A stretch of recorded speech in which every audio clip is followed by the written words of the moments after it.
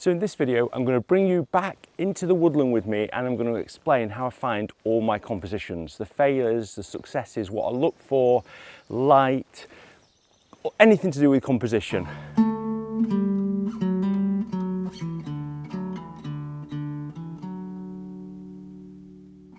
Good morning everybody, and fantastic to see you all again. I am here back in the woodland. It's been a while.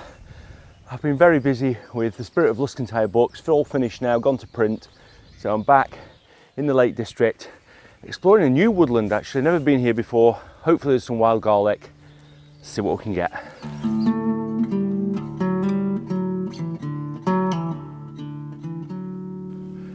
So I don't really know where I'm going. We've already found some wild garlic and there's some bluebells over there. I'm just gonna not rush, I don't think. The sun, I've chosen this location because it's quite close to the coast and the sun rises over the coast. It's just like on a bit of a peninsula.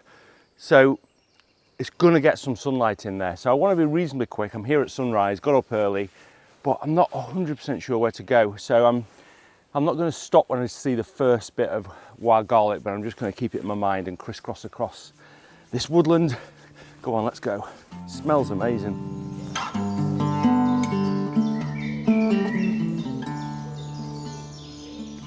Oh, this looks pretty good. I've found some good stuff here. So this is good. It's not quite as nice as the woodland back there that was more mature. We've got sort of more spindly branches here, but it looks pretty good. And I love being in the woodlands in the morning. I just saw an owl fly in front of me. And then about a minute later, saw a deer just jump through the forest. Oh, it's so spectacular. It's like magical, so magical. Right, I'm gonna try and see if I can find some fallen log here or something. Sunrise is gonna be from over there. So ideally I'm gonna be shooting into the sun. So I'm gonna probably go up there and see if I can shoot back. There's no bluebells here, but I saw some back there. Right, which way shall I go? This way.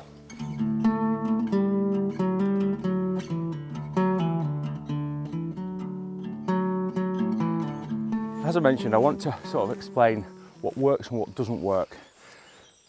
And there's a few things that's really good about this shot. So these trees are quite nice. This foreground's quite nice here. There's a really nice diagonal line from the path because I've gone off to the side. But then as we get further down here, this works really well, this path, but we've got that bright area of sky there. Now, if the sun was coming through there, I think that might work, but the sun's coming from over there, and really I want to be shooting towards the sun, I think. So it's good to have a bright patch in the distance, but that's going to be a bit distracting. So that doesn't quite work. But I'm going to take it, I'll show you. The other thing is that I would mention is that it's not rained, so I prefer everything to be wet, if not misty. So I've not got mist or rain, so it's not ideal, but I still think I can get something good, so I've got to persevere. It's going to be about the light, this. I just need to try and find a shot where in that direction.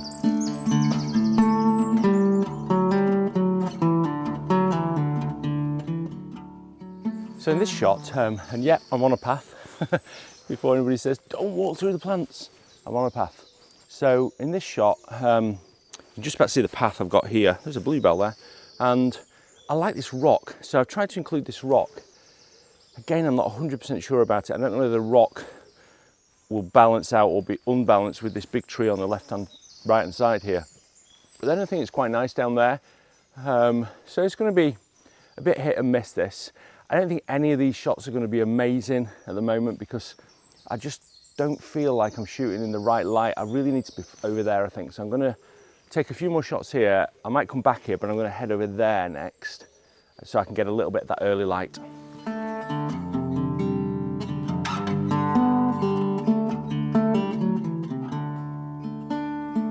So the sun's coming up over there, so I'm shooting in the right direction now. There's a nice bit, a nice tree here, and a super nice path coming through here. It's a bit untidy there though. It's funny, I keep walking through areas that are really nice, sort of old ancient beech and oak sort of areas, and then I come to something like this that's a little bit more messy, but that's where the wild garlic is. I'll keep looking though. I'm going to take this shot, but I think that's just a bit messy there. We'll see what it looks like.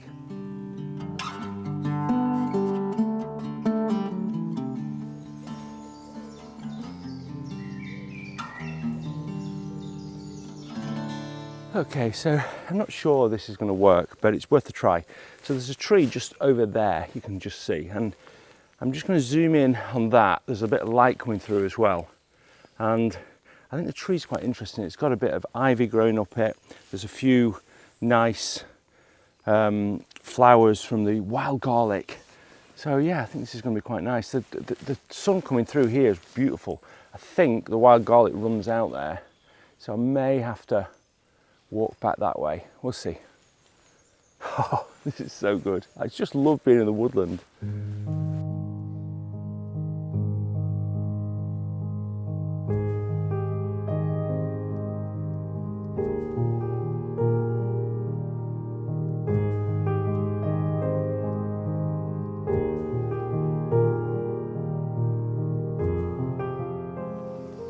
So the light's starting to get quite harsh now. This is an example of some of the more mature trees. This one's fallen down, but it looks spectacular. Yeah, the light's starting to get a bit harsher. The sun's gone up a bit, about an hour after sunrise. So I've got to be careful that if there is sun in the picture, that I'm shooting into the sun, so it's backlighting leaves, not shooting with the sun behind me. But ideally what I'm going to do is go back over to the other side of this little forest, and I feel like that's not going to be getting the sun yet. So it'll just get the glow a little bit, and I think that'll just add something to the image. So let's go and have a look. So I've got this really quite complex scene here. I found this sort of fallen down tree. There's all sorts of other trees growing in it, and I'll show you in a minute. I'll put it on my tripod, but I've got a fern down here somewhere. But it looks pretty good, I'll show you. So if I just stick it on my tripod. So I've got this fern here, and then these rocks that go around here, which I think works really well. Then I quite like this tree here, and I quite like this fallen tree. And then this bit here is my only little bit of a worry, that it might drag your eye a bit out this way, but I think it works. And there's also wind blowing this plant here.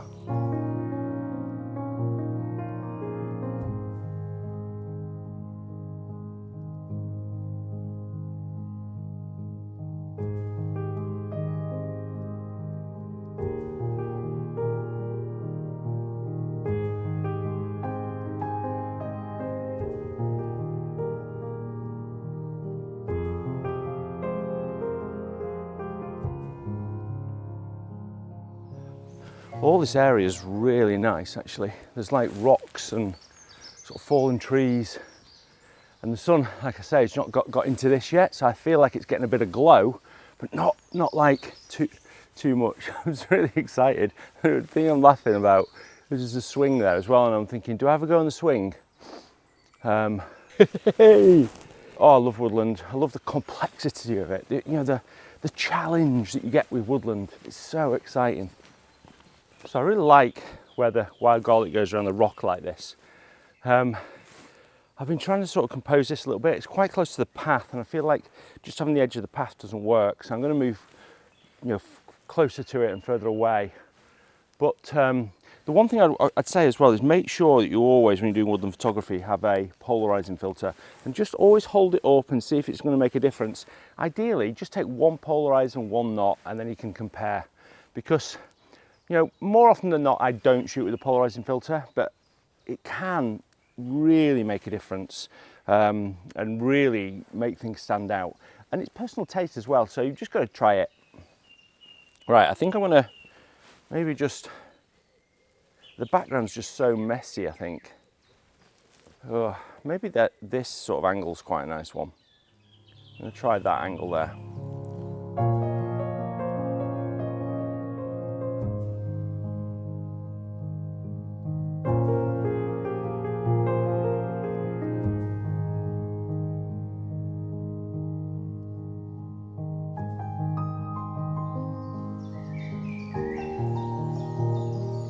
I found this amazing wild garlic woodland. I say I found it, I've been told about it by Daniel. I'll link his Instagram here. Thanks, Daniel. It is pretty amazing, and I'm pretty here at peak, I think. I've just taken a picture of this step coming down here in portrait mode, but I'm going to wander around here. It's looking really good because it's got more mature trees, and I've been struggling to find a wild garlic wood with mature trees.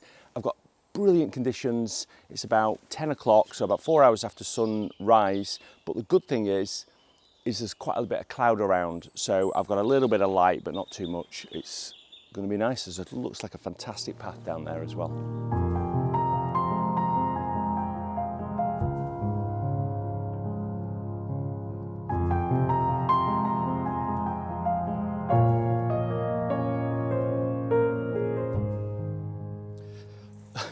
This is so incredible. So I've just taken this shot here with this tree and then the path coming through. Oh, it's just so amazing. I just wish this stick wasn't there, but I don't want to move it because I don't want to disturb anything. But this is just so incredible. It's one of the best wild garlic woodlands I've ever seen. The trees just look fantastic. Oh. Anyway, I've been waiting for the sun to go in. It's just gone behind the cloud now, so I'm just going to grab this.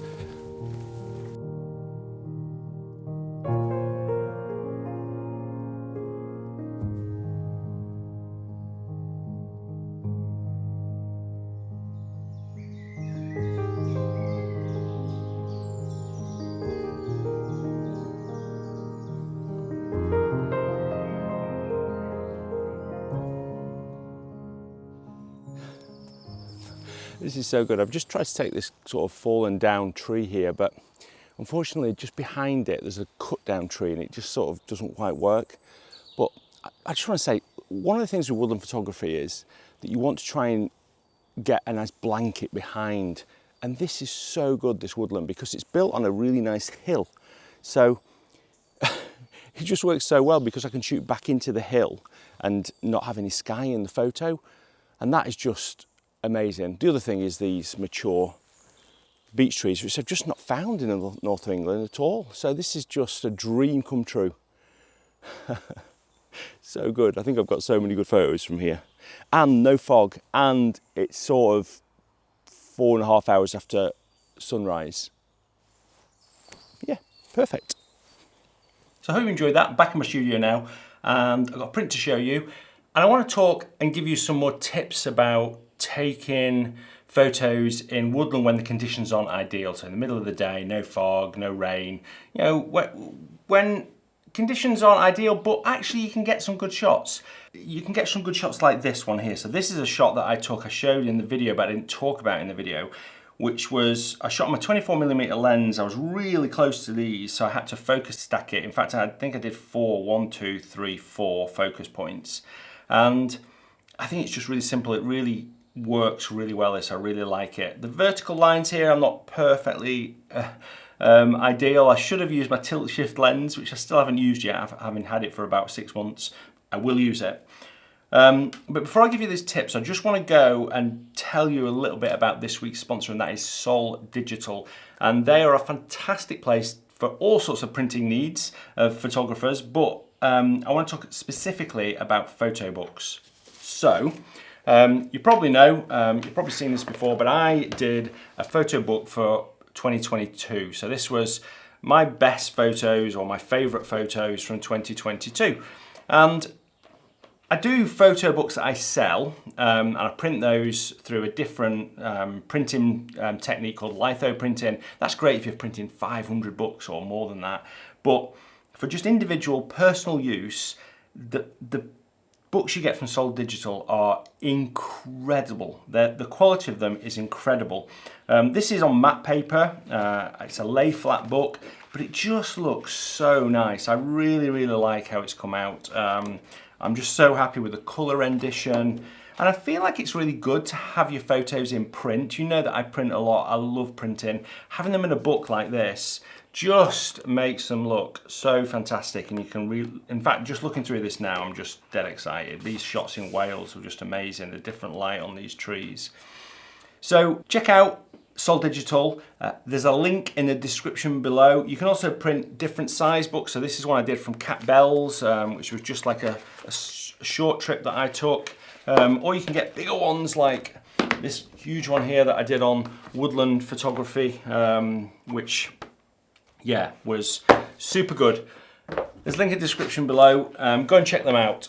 Okay, so these tips. So the first one, and this one is a good indication of this, is shoot in the shade. This was taken at midday, and by just shooting in the shade or waiting for the sun just to go behind a cloud, it meant I didn't get any distracting elements. It would have been too bright. Everything would have been very contrasty. By shooting in the shade, you get this really nice sort of softbox effect, and that works really well. Or shoot directly into the sun. So in the shade or directly into the sun. And this is a shot that I took in the woodland. I was actually with Mass, actually. We were in the woodland down in Cannock, and it wasn't foggy at all, but I managed to shoot into the sun. I got a bit of a starburst as well, and it worked really well. That's what I think works best for woodland. The next thing you want to do is create depth. So if you're going to create depth, then the best thing to do is have something in the foreground, something in the distance, and something where you've got repeating shapes. So again, this is a good example because it creates depth, because you know these flowers are repeating through the scene, so you know that these ones are closer than the ones in the back, and it gives that sort of 3D effect. You can also do that through just tree sizes. So here's a couple of examples. This is in autumn, these silver birches, and then this one here was of my favorite two trees. Well, I've never had any fog, but by just using depth, you can get some amazing results. The next thing is keep it simple. Just make it as simple as possible. That is a golden rule with woodland photography. Okay, you can get some complex shots like this one that I shot earlier today, which I actually really like. But it's tough, it's actually quite hard to do, and more often than not I found if you try and go too complicated, it doesn't work.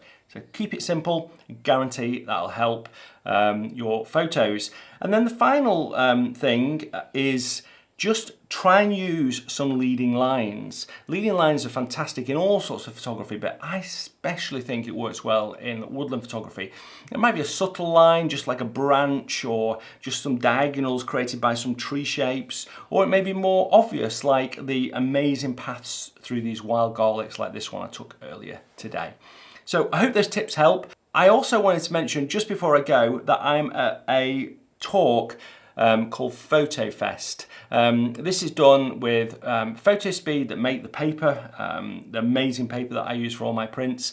But I'm talking, I'm there for the day. There's a link in the description. There's a few tickets left. It's in the UK later in the year. All the details are in the link. Go and check it out. I know the tickets will go quick. So if you're interested in coming to hear me talk and chat to me throughout the day, then check out the link below. Thanks ever so much for watching. Until next Sunday, bye.